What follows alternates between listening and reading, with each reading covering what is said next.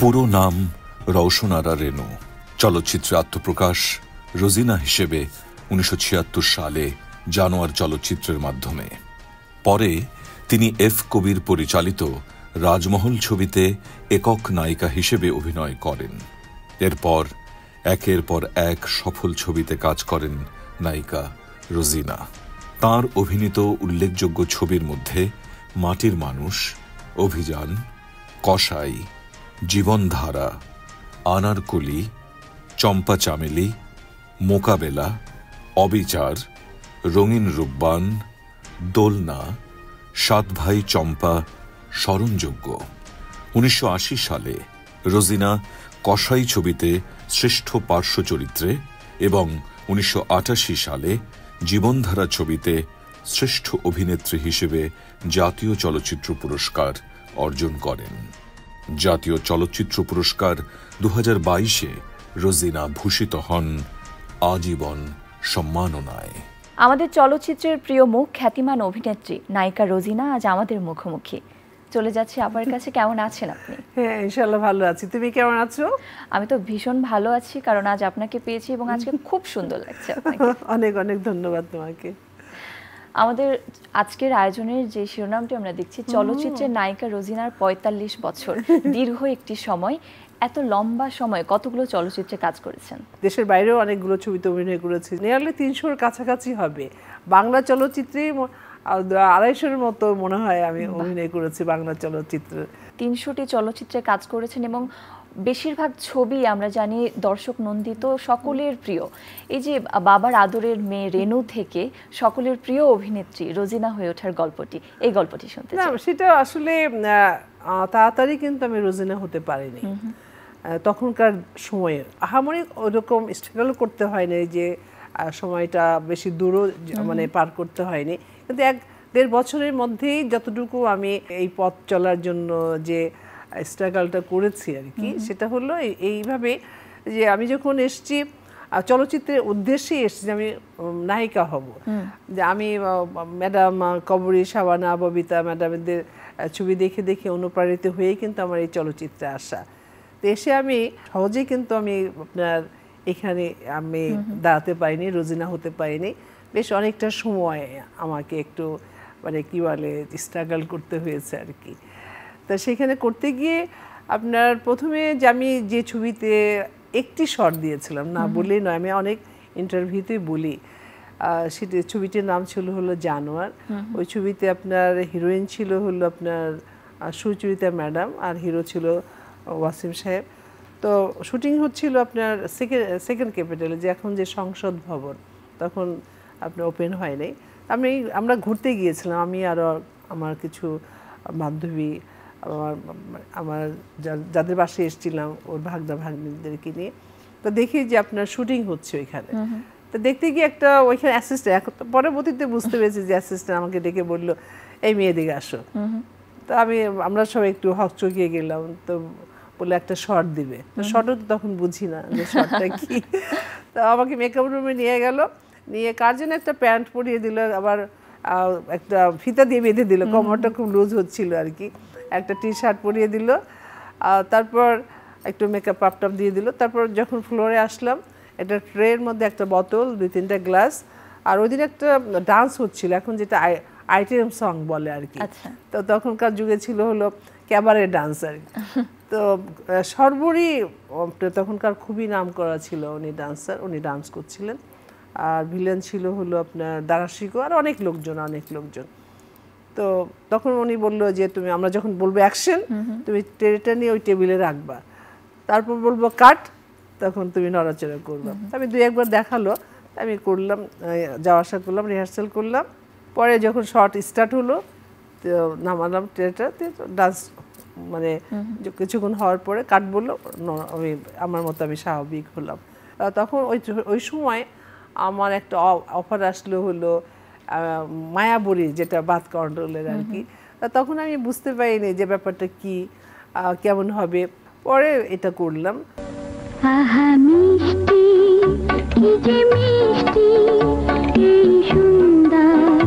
ছোট সংসার তুমি আছো, আমি আছি।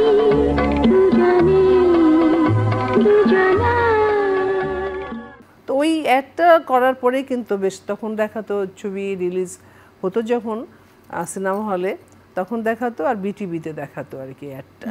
তো ওই তখন থেকেই আমার মনে হয় বেশ অনেকের চোখে পড়েছে, কারণ তখন তো ম্যাডাম কবরী, শাবানা, ববিতা ম্যাডাম, তারপর সুচিত্রা ম্যাডামও ছিল, অঞ্জনা দি, তারপর নতুন দেরা, তারপরে আর কেউ নাই।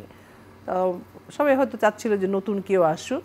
আপনার অভিনীত সব চলচ্চিত্র যেমন জনপ্রিয়, ঠিক একইভাবে সেসব চলচ্চিত্রের গানগুলোও কিন্তু সকলের মুখে মুখে থাকে, এবং আজকের আয়োজনে আমরা সেই গানের কিছু অংশও দেখব এবং গানের পেছনের অর্থাৎ দৃশ্যায়নের যে গল্পগুলোও শুনবো। এবং শুরুতেই আমরা যেতে চাই আপনার প্রযোজিত, শিবলি সাদিক পরিচালিত চলচ্চিত্রের একটি গান শুনতে চাই, তুমি আমার কত চেনা। ছবিটার নাম ছিল দুলনা। হ্যাঁ, আমরা পুরো ছবিটাই শুটিং করেছিলাম নেপালে। আর এই গানটা যখন শুটিং করি তখন বোধহয় ডিসেম্বর মাস ছিল, নভেম্বর বা ডিসেম্বর। আমার হয় তুমি জেনে জানো যে আপনার নেপালে কিন্তু বেশ মানে সবসময় একটু ঠান্ডা থাকে আর কি, মানে জুন জুলাই যে আমাদের দেশে যেমন একটা অনেক একেবারে গরম, আপনার নেপালে কিন্তু অতটা গরম থাকে না। আর অক্টোবর, নভেম্বর, ডিসেম্বর তো প্রশ্নই ওঠে না যে গরম একটু পাওয়া যায় না, বেশ অনেক ঠান্ডা। তো তখন আমি এই গানটা করেছি আর পাহাড়ের উপরে। তো হলো কি, আমি যে ড্রেসটা পরেছিলাম একদমই মানে আছে না যে গরম কাপড়ের চিহ্ন নাই। তো তখন শুটিং করছি আমরা, করার পরে যখন মানে ক্যামেরা কাট, তখন কি হলো যে একদম কেঁপে কেঁপে একদম মনে হয় যেন লোমকূপ দাঁড়িয়ে যাচ্ছে ঠান্ডায়। তাই এরকম করা হয়েছিল যে কিছু লাকড়ি দিয়ে মানে আগুন জ্বালানো হয়েছিল। তা আমি যখন শর্টটা দিই কিন্তু মানে বসে যেতাম সেইখানটা আর কি আগুন। আমি একবার যেন পাহাড়ের উপর দিয়ে দৌড়াচ্ছিলাম, আমি আলমগীর ভাই হলো একটু উপরে, আমি হলাম নিচের দিকে, তার নিচে একটুখানি ঢালু ছিল। তাই আমরা তো স্লো মোশনে মানে শর্টটা নিচ্ছে, একদম মানে কি বলবো যে আরেকটু হলেই কিন্তু আমি অনেক নিচে পড়ে যেতাম। আল্লাহর কি রহমত যে কিন্তু শুধু হাফ পড়েছি, তারপর আলমগীর ভাই দৌড়ে এসে তারপরে আমাকে হাত ধরে টেনে উঠেছে। প্রত্যেকের ক্যারিয়ারেই একটা গ্রাফ থাকে, কখনো ওঠে কখনো নামে। আপনার ক্যারিয়ারে এরকম কখনো হয়েছিল কি না যে ছবি আসছে না কিংবা সিনেমা ফ্লপ হচ্ছে, এই ধরনের অভিজ্ঞতা থাকলে পারে সেই সংকটটাকে কিভাবে মোকাবেলা করেছেন? প্রতিদিনে 3 থেকে 4টা ছবি শুটিং করতাম, এখানে 3 ঘন্টা, এখানে 2 ঘন্টা, এই এফডিসিতেই। আবার দেখা গেল তারপর দিন কক্সবাজার চলে যাচ্ছি, এখানে 2 দিন থাকছি, আবার ওইখান থেকে এসে আপনার সিলেটে চলে যাচ্ছি। আর আমি বোধহয় 4-5 বছর এটা পত্রপত্রিকায় লিখতে, এটা আমার ভাষণ না, আমি সবচেয়ে বেশি ছবিতে অভিনয় করেছি, রিলিজ হয়েছে আমার তখন। তবে আল্লাহর রহমত, আল্লাহর মেহেরবানি, যতটা দিন আমি এই চলচ্চিত্রতে ছিলাম তা ওই ধরনের ফ্লপ হয়নি আমার কখনো ছবি।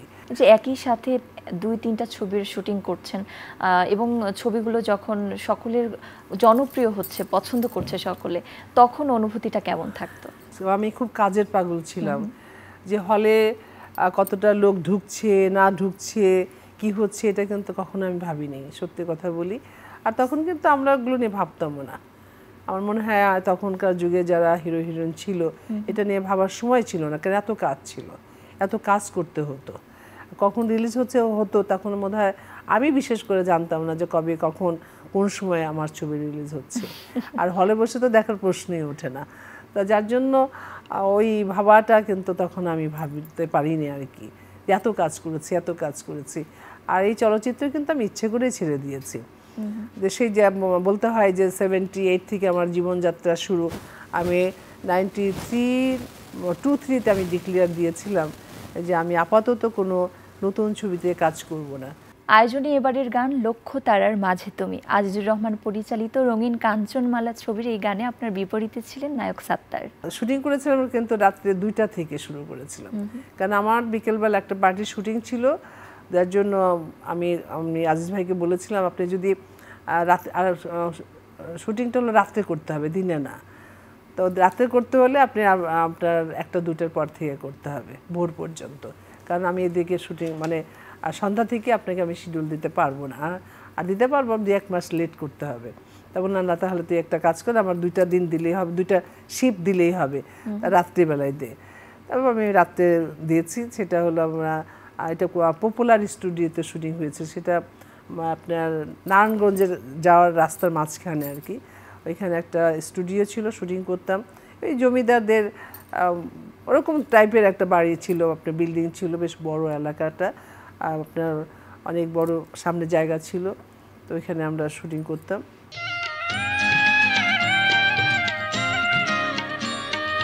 লক্ষ তারার মাঝে তুমি আসমানের চান, প্রাণ সজনী তোমার লাগি প্রাণ করে আনচান।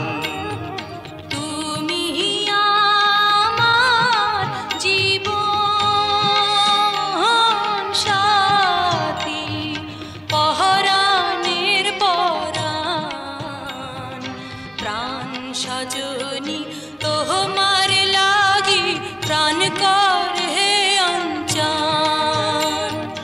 লক্ষ তারার মাঝে তুমি আসমানের চান, প্রাণ সজনী তোমার লাগি প্রাণ করে আনচান। আর সাত্তার বেচারা, কারণ আমি অনেক সিনিয়র ছিলাম চলচ্চিত্রে, আর আপনার ও একটু সংকোচ বোধ করতো, তো ওকে বলতাম না সংকোচ বোধ করো কেন। যে নতুন যে যারা কাজ করছে সিনিয়র আর্টিস্টদের সাথে, তখন আপনারাও যখন নতুন শুরু করেছেন কাজ সংকোচ ছিল, আবার সাত্তার ওনার কথা বললেন তারও একটা সংকোচ কাজ করছে, এই যে নতুনদেরকে সংকোচ ভাঙিয়ে নেওয়ার কাজটা, এটা আপনারা কিভাবে? না, আমি একদম ওকেই যে করে নিয়েছি যে কেন তুমি তো খুব সুন্দর করছো, তো ম্যাডাম আপনার সামনে দাঁড়ালে হাত পা কাঁপে। না না, হাত পা কাঁপার কোনো ব্যাপার নয়, একদম যে তুমি খুবই সুন্দর অভিনয় করো। কি বলবো, তাহলে তো প্রথমে ছবিতে করেছো আমার সাথে রূপবান, তারপরেও তো অনেক পরে এই ছবিটা, এখনও যদি হাত পা কাঁপে তাহলে আর মানে কাঁপাকাঁপি বন্ধ হবে কবে? না, তারপরেও আপনারা এত সিনিয়র, আপনারা যে মনে করেন আমার সে কাজ করেন, এটি আমার কাছে বড় পাওয়া। আমাকে না কি বলো, তুমি একজন ভালো অভিনেতা, হ্যাঁ হতে পারো যে আমার পরে আসছে, তাতে ক্ষতি কী হচ্ছে? তো অভিনয় তুমি সুন্দর করো, আগে পরে আসা যাওয়ার কোনো ব্যাপারই না। এবারে আমরা শুনবো সৈয়দ হাসান ইমাম ও শক্তি সামন্ত পরিচালিত অবিচার ছবির একটি গান। গানটিতে আপনার বিপরীতে ছিলেন মিঠুন চক্রবর্তী। বুঝতেই পারছেন ছেড়ো না ছেড়ো না হাতে এই গানটির কথা বলছি, এবং গানটি গেয়েছিলেন কিশোর কুমার ও সাবিনা ইয়াসমিন। এই গানের দৃশ্যনের পেছনের গল্পটি কি? না, দৃশ্যনের পেছনের গল্প হলো, আমরা পুরো শুটিংটাই করেছিলাম কুয়াকাটাতে। এখন যে কুয়াকাটা তোমরা জানো বা আমি যাইনি, এর মধ্যে শুনেছি অনেক ডেভেলপ করেছে। আমরা যখন শুটিং করেছি, এটা বোধহয় আপনার 82-83 হবে আর কি। তখন কি হলো, আপনার মেঠো রাস্তা, দুই পাশে ধান ক্ষেত, আপনার বকগুলো উঠছে যাচ্ছে, ওরা যে মানুষ যাচ্ছে বা একটা গাড়ি চলছে এটা বুঝতেই পারতো না। সেই গাড়িগুলো বার্জে করে নেওয়া হয়েছিল, যে ওই পাশে যে আমরা যে জিপে করে আসবো শুটিং এই দিকে দিকে যাবো আর কি, যে নদীর যে ঘাট বানানো হয়েছিল ওইখানে একটা শুধু বোধহয় আপনার বাংলো ছিল, ওই হামারি ওরকম ধরনের না আর কি, একদম সমুদ্রের ধারেই। একটা 4টা রুম ছিল, দুই পাশে বারান্দা ছিল, তো এখানে আমরা থাকতাম। একটা রুমে আমি আর নতুন দিয়ে থাকতাম, আর একটা রুম মানে অনেক বড় ফ্লোরটা ছিল, সবাই ফ্লোরিং করতো একদম। এটিএম ভাই থেকে শুরু করে যেগুলো আর্টিস্ট সবাই, মোস্তফা ভাই থেকে শুরু করে সবাই মিলে একসাথে থাকা, এটাও কিন্তু বেশ আনন্দের একটা ব্যাপার। আর তারপরে পাশের একটা ওই রুমে থাকতো মিঠুন চক্রবর্তী, আর একটা দূরে একটা টিলের উপর একটা টিনের ঘরের মতো ছিল, ওইখানে শক্তি সামন্ত, উৎপলদা, তারপর বাড়ি বাড়িতে টেকনিশিয়ানরা থাকতো আর কি। আর এই গানটা হয়েছে কিন্তু কুয়াকাটার একদম সুন্দরবনের যে একটা আছে, বেলটা আছে, ওইটা সুন্দরবন না, কিন্তু ওই রাস্তা দিয়ে কিন্তু নৌকা পথ,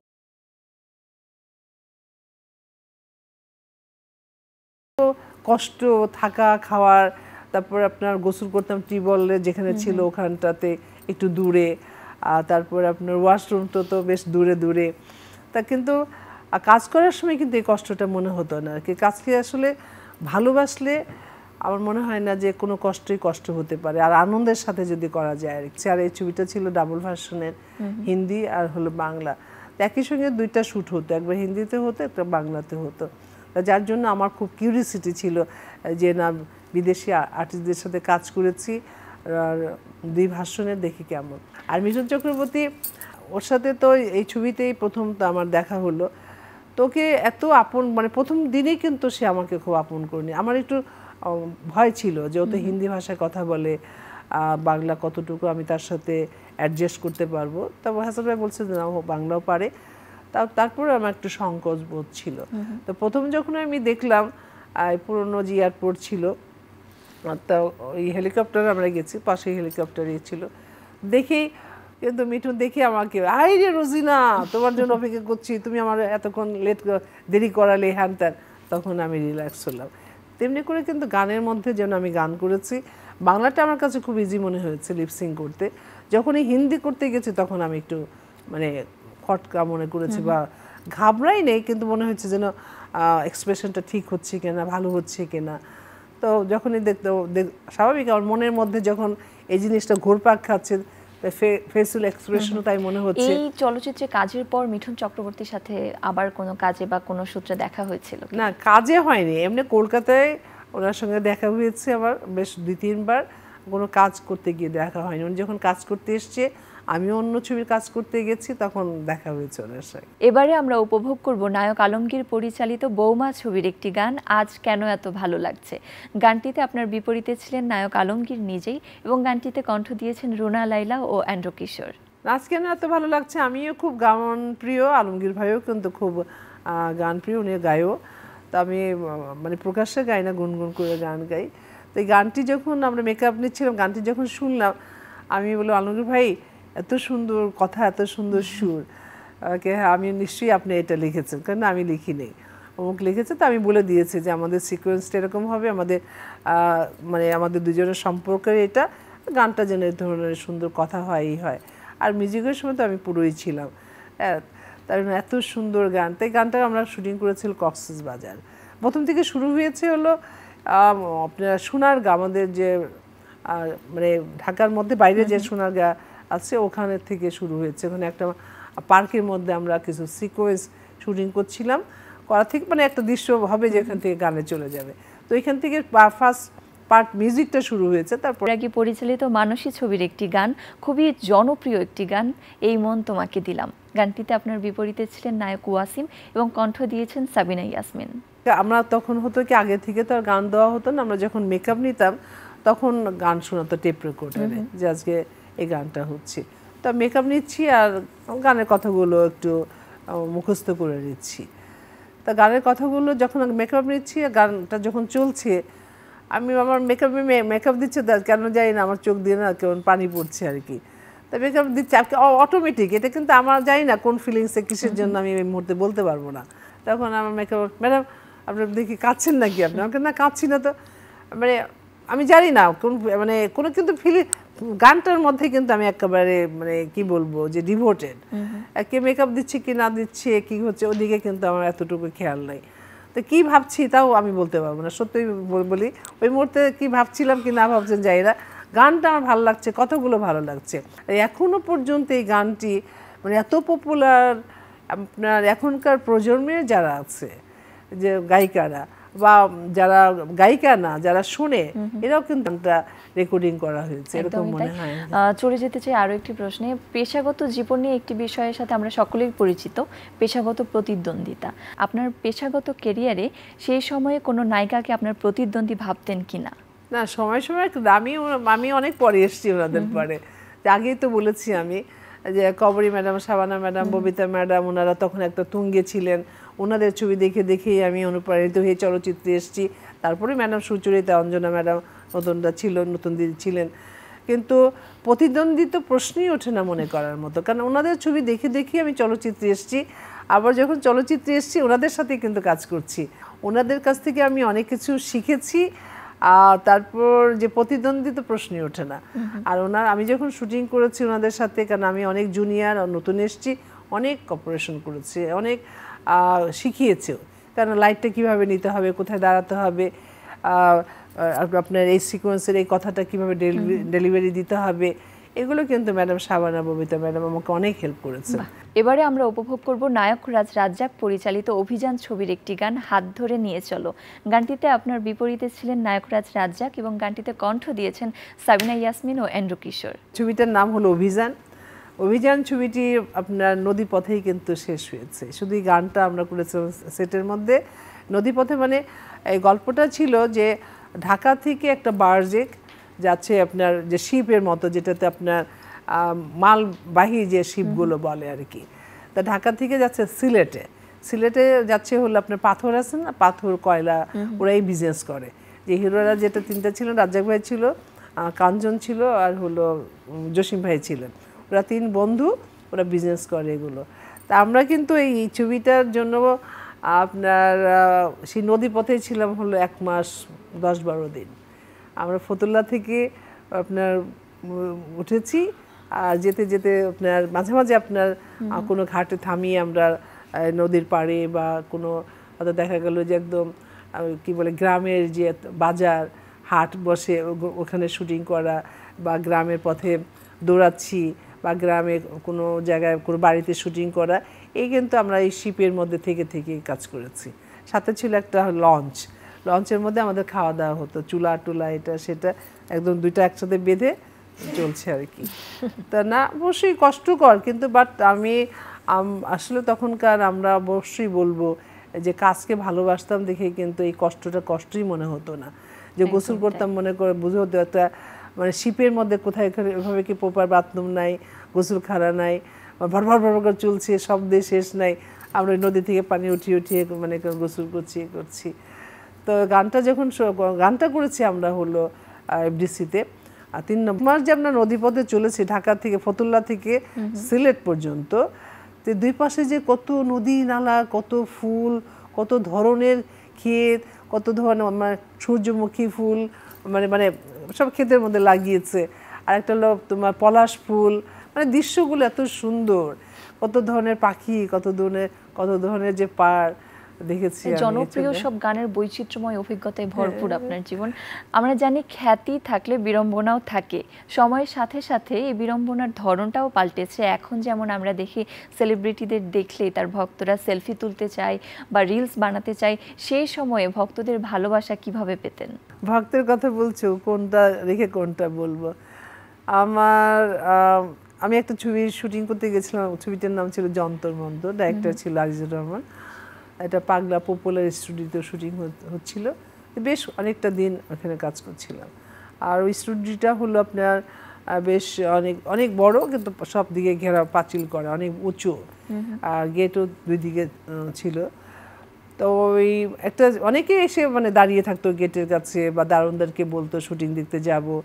একটি ছিল নাকি বেশ অনেকদিন থেকেই, বেশ অনেকদিন কাজ করছি তো, দাঁড়িয়ে আছে, ঢুকবে আমার সঙ্গে দেখা করবে, তাই কিছুতে সে আসতে পারছে না, ঢুকতেও দিচ্ছে না। তো একদিন সে পাঁচিল ডেঙিয়ে যখন এই পাশে আসবে, সে পড়ে গিয়ে তার হাত ভেঙে গেছিলো। পরে তো সবাই গেল যে এই ব্যাপারটা কী হয়েছে, আমার ইউনিটের লোকে গেল। তা আমি বললাম কী হয়েছে, বললেন একটা ছেলে আপনার খুব ভক্ত, আপনাকে দেখার জন্য মানে সে আজ কয়েকদিন থেকে গেটের এখানে দাঁড়িয়ে আছে, কেউ আসতে দিচ্ছে না দারোয়ানরা, যার জন্য এই অবস্থা করেছে। তা আমি গেলাম, যে বললাম কেন তুমি এটা করলা, তুমি বলতে পারতে দারোয়ানকে যে আমার সঙ্গে দেখা করবে। বললাম অনেকবার বলেছি ম্যাডাম, আসতে দেয় না, আজকে 3-4 দিন থেকে দাঁড়িয়েছে এই রোদের মধ্যে এসের মধ্যে। তাই আজকে ভাবলাম যে না, দেখা করতে যখন দেয় না তখন দেখি পাঁচিল ডেঙিয়ে যাই আর কি, পাঁচিল টপকিয়ে হলো প্রিয় মুখে দেখতে। হ্যাঁ, তারপরে আমি আমার ইউনিটে পরে হাসপাতাল ভর্তি করে দিয়েছে, পরে এক্সরে করে শুনেছি যে ভেঙে গেছে। পরে আমি গেছি হাসপাতাল, তাকে নারায়ণগঞ্জ হাসপাতালে তাকে আমি দেখতে গেছি। তার মা তো জড়িয়ে ধরে কান্নাকাটি, ছেলেটা আমি জানি না। পরে স্টিল ফটোগ্রাফারকে নিয়ে গেছি, ছবি তোলো তার সাথে। ইবনে মিজান পরিচালিত পুনর্মিলন ছবির গান পৃথিবীর সবকিছু একদিন হয়তো হারিয়ে যাবে। দৃশ্যায়নে গানটিতে আপনার সঙ্গে ছিলেন নায়ক ফারুক। তা গানটা শুরু হয়েছিল বাসর ঘর থেকে আর কি। তা ফারুক ভাই চিন্তা গেছে, এই বাসর ঘরের মধ্যে এই গান কেন, আমি অ্যাসিস্ট্যান্টকে বলছে আর কি। পরে না স্যার এখান থেকে শুরু করে পরে আমরা আউটডোরে যাব আর কি। তারপর যাই হোক এখান থেকে শুরু হলো, হয়ে আমরা পরে আপনার একটা আউটডোর মানে আপনার ঘরের বাইরে, তা আউটডোরটা মানে অত সুন্দর ছিল না আর কি, যে বাগান টাগান যে ফুল টুল বা থাকবে বা এরকম সুন্দর থাকবে। তা ফারুক ভাই বললো যে মিজান ভাই আপনি একটু ভালো জায়গা নিতে পারতেন তো, যে ওই পরিবেশে করেও কিন্তু গান হিট হয়েছে, ছবি হিট হয়েছে। একদম। আর গানটা কিন্তু এক জায়গায় কোনো ডান্স নাই, কোনো রকম ওই ধরনের মানে শর্ট নাই, খুবই সফট মানে গানটা। তারপর শ্যুট করেছে খুবই সুন্দর ওয়েতে। দর্শক কিন্তু ছবি মানে দেখেছে, ছবি হিট হয়েছে, গানও কিন্তু তখনকার যুগে মুখে মুখে ছিল গানটা। পর্দায় আমরা দেখেছি বাংলাদেশের চলচ্চিত্রে সেই সময়ের প্রায় সব নায়কের সঙ্গেই আপনি কাজ করেছেন, কারো সঙ্গে রোমান্টিক, কারো সঙ্গে ভিন্ন ধারার গল্প। কোন নায়কের বিপরীতে আপনার নিজেকে মনে হয়েছে, আপনাকে সব থেকে বেশি রোমান্টিক মনে হচ্ছে, বা নায়কোচিত কাকে বেশি মনে হয়েছে? ফারুক ভাইয়ের সাথে, আলমগীর ভাইয়ের সাথে মানে অনেক সোশ্যাল ছবি করেছি আমি, মানে ভালোই লেগেছে আমার কাছে মনে হয়। পারভেজ ভাইয়ের সাথেও করেছি। তারপর সব থেকে বেশি ভালো লাগতো কার সাথে? তবে ফারুক ভাইয়ের সাথে, আলমগীর ভাইয়ের সাথে, দুজনের সাথে আমার মনে হয় যে রোমান্টিক মানে দৃশ্যগুলো খুব ভালো মানাতো আর কি। সব নায়কের সাথে সমানভাবে সাবলীল ছিলেন কিনা? না, প্রথম তো তারা আমার অনেক সিনিয়র ছিল, একটু প্রথম যেদিন শুটিং করতে যেতাম একটু তো অবশ্যই আমি একটু শেকি ফিল করতাম, তবে পরবর্তীতে ঠিক হয়ে যেত। তবে একজনের কথা না বললেই নয়, সে হলো রাজ্জাক ভাই, নায়করাজ রাজ্জাক। ওনার সাথে যেদিন আমি প্রথম শুটিং করতে গেলাম, তো ওই দিন কিন্তু আমি খুব ঘাবড়ে গেছিলাম আর কি। শর্ট দিতে গিয়ে আমি শর্ট দিতে মানে আছে না যে যাকে মানে স্ক্রিনে দেখেছি, পর্দা দেখেছি, যে না কেন আমি জানি না, আমি মুহূর্তে আমি বলতে পারবো না যে আমার ডায়লগস বের হচ্ছিল না আমার মুখ দিয়ে আর কি। তো তখন উনি দেখতে পেয়ে বললো, লাইটম্যানদেরকে বললো লাইট বন্ধ করো, আমাকে ধরে বসালো। তারপর আপনার প্রোডাকশন বয়কে বললো এক গ্লাস পানি নিয়ে আসতে, আমাকে দিল, খাও। তা খেলাম, খাওয়ার পরে আমাকে জিজ্ঞেস করলো যে আমার পারিবারিক সম্বন্ধে, আমি আগে অভিনয় করেছি কিনা, কেন তুমি অভিনয় করার জন্য আসলে, সহজ করে। হ্যাঁ সহজ করে। তারপর ওনার কথাও বললেন, দেখো আমি একদিন নতুন ছিলাম কিন্তু আমি কখনো ভয় পাইনি, আমি অনেক বড় বড় আর্টিস্টদের সাথে কাজ করেছি, ভয়ের কোনো কিছুই নাই। যখন তুমি ইচ্ছে পোষণ করেছো বা তোমার ভালো লাগে অভিনয় করতে, কাউকে দেখে ভয় পাবা না, মনে করবা তুমি একাই সব। এগুলো বলে টলে বেশ আমাকে সাহস জোগালেন। পরবর্তীতে শর্ট দিলাম, দেওয়াতে হয় যেটা হয়তো এই ভয় না পেলে বা কোনো সংকোচ না থাকলে হয়তো 1-2 শটে ওকে হতো, 3-4টা শট লেগেছিল। তার পরবর্তীতে আমি যতগুলো ছবিতে অভিনয় করেছি, ওনার নিজের ডাইরেকশনে অভিনয় করেছি, যেটা বললে অভিযান, এটা কিন্তু রাজাক ভাই প্রোডাকশন, উনি নিজে ডাইরেকশন দিয়েছে। রাজা মিস্ত্রি, ওনার ডাইরেকশনে কাজ করেছি, ওনার প্রোডাকশনের। তার অন্যদেরও কাজ করেছি, অন্যদের প্রোডাকশনের কাজ করেছি। রাজাক ভাই ছিলেন, কোনো ছবিতে ভাইয়ের রোল করেছে, বড় ভাইয়ের বা হিরোর রোল। তো প্রথম শটেই কিন্তু আমার একটু সংকোচ বোধ হতো, তো রাজাক ভাই বুঝতে পারতেন আর কি, বুঝে বলে আবার শুরু হলো, এই পেটে হাত দিয়ে চলো ইজি। তারপর একটা শট দেওয়ার পর আবার ইজি হয়ে যেতাম। কেন, কারণটা কি, ওনাকে দেখলেই আমার খুব মনে হতো যে আমার বোধহয় বড় ভাই, আমার গুরুজন, আমার মাস্টার বা সামথিং এরকম ধরনের, যেটা অন্য হিরোর সাথে আমার হতো না আর কি ব্যাপার। কিন্তু এটিকেও তিনি সহজ করে নিয়েছেন, আপনাকে বিভিন্নভাবে উনি সাবলীল করার চেষ্টা করেছেন, খুবই ভালো। আসলে সহকর্মীদের এরকমটাই হওয়া উচিত। সহকর্মী তো মানে কারণ ওনার মতো তখন উনি তো নায়ক রাজ্জাক, তাই না কি, আমাদের বাংলা চলচ্চিত্রের কি বলবো যে তখন কিংবদন্তি নয় একটা, মনে করেন যে মানে কি সর্বসেবা উনি।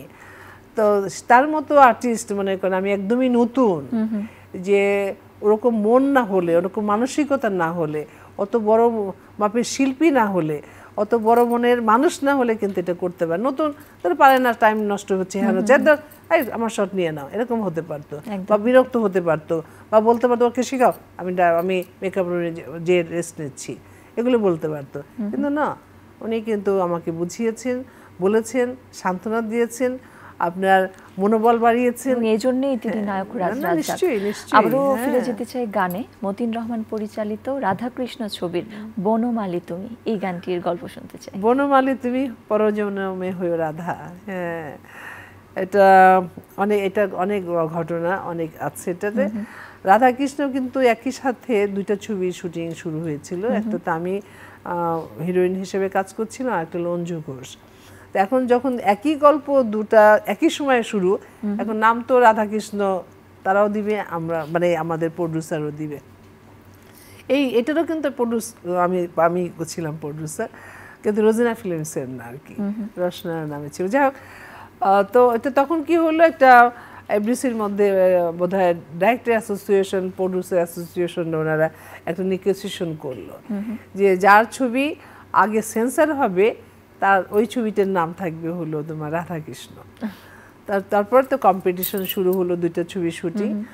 আর মতিন ভাই তো আমাদের যে এই ছবির ডাইরেক্টর ছিল, প্রতিদিন মানে 3 থেকে 4টা ডাইরেক্টরের ছবি শুটিং শুরু মানে কাজ করতো। কারণটা হলো আমাদের আগে শেষ করে আগে সেন্সর বোর্ডে দিতে হবে। আর যে এই গানটি হয়েছিল এখন যে উত্তরা, আমরা বলি উত্তরাতে একটা মেঠোপথ, অনেক গাছ ছিল, এটা ছিল এখন তো একটা শহর, এটা ওইখানে আমরা গরুর গাড়ি দিয়ে গান করেছি। এখন তো প্রশ্নই ওঠে না, গাড়ি মানে 4 চাকার গাড়ি আর কি, গাড়ি এত থাকে এখানটায়। তো ওই গানটা করেছিলাম, গান তো খুবই পপুলার, যে বনমালী তুমি পরজনম হইও রাধা। হ্যাঁ, খুবই সুন্দর গান, খুবই সুন্দর মিউজিক, চমৎকার গান, চমৎকার দৃশ্যায়ন, সবকিছু মিলিয়ে দারুণ সব কাজ আপনি করেছেন। আর এটা হলো আমাদের ছবি প্রথমেই কিন্তু আপনার সেন্সারে গেছে 1 ঘন্টা আগে পরে, 1 ঘন্টা আগে কিন্তু সেন্সারে গেছে, যার জন্য নামটা হয়েছিল দিয়ে আমরা পেয়েছিলাম রাধাকৃষ্ণ। বর্ণাঢ্য জীবন, আপনার চমৎকার সব কাজ আপনি উপহার দিয়েছেন, আমাদের দর্শকরা পছন্দ করেছে সবকিছু, এখনো কাজ করছেন বিভিন্ন জায়গাতে, আমরা দেখতে পাই সামাজিক যোগাযোগ মাধ্যমে। সব শেষে আমাদের দর্শকদের উদ্দেশ্যে, আপনার ভক্তদের উদ্দেশ্যে কি বলতে চান? আমার দর্শক বা আমার ভক্তদের উদ্দেশ্যে বলতে চাই যে আমার ভক্তদের প্রতি আমি কৃতজ্ঞ। আপনারা যদি আমার ছবি না দেখতেন, আমাকে সাপোর্ট না করতেন, আমাকে ভালো না বাসতেন, আজকে কিন্তু আমি রোজিনা হতে পারতাম না। অনেক ধন্যবাদ আপা, আপনাকেও আমাদের আয়োজনে এসেছেন, আপনার জীবনের নানা অভিজ্ঞতা আমাদের মাঝে শেয়ার করেছেন, সেজন্য আমার ব্যক্তিগতভাবে খুব ভালো লাগছে আপনার সাথে আজকে আড্ডা দিয়ে। এভাবে চিরসবুজ হয়ে আপনি থাকুন আমাদের মাঝে, সেটি আমাদের প্রত্যাশা রেখে। প্রিয় দর্শক, আপনারা দেখলেন কিংবদন্তি নায়িকা রোজিনার জীবনের নানা গল্প নিয়ে এবং গান নিয়ে আজকের আয়োজন আমরা এখানে শেষ করছি। তিনি সুস্থ থাকুক, ভালো থাকুক সেই প্রত্যাশা রেখে, এবং আগামী প্রজন্মের চলচ্চিত্রের প্রত্যেকের কাছে তিনি অনুপ্রেরণা হয়ে থাকুক, অনুকরণীয় হয়ে থাকুক সেই প্রত্যাশা রেখে আজকের অনুষ্ঠান এখানেই শেষ করছি।